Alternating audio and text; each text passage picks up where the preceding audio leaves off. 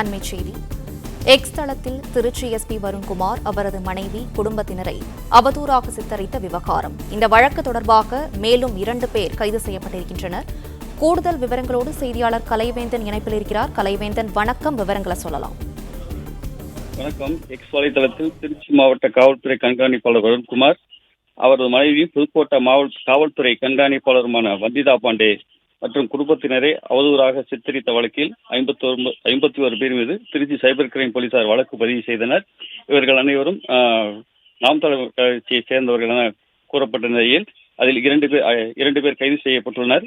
இந்த நிலையில ஒரு சிறுவன் ஏற்கனவே விசாரிக்கப்பட்டு அவன் விடுவிக்கப்பட்டான். அவன் சிறுவன் என்பதால் அவனை மன்னித்து விடுதலை செய்துவிட்டார். இந்த நிலையில 2 பேர் கைது செய்யப்பட்டுள்ளனர். அவர்கள் சண்முகம், அப்துல் ரஹ்மான் என தெரிய வந்துள்ளது. அவர்கள் இருவரும் திருச்சி திளைநகர் காவல் நிலையத்தில் தற்போது வைக்கப்பட்டுள்ளனர். தொடர் விசாரணையானது நடைபெற்று வருகிறது.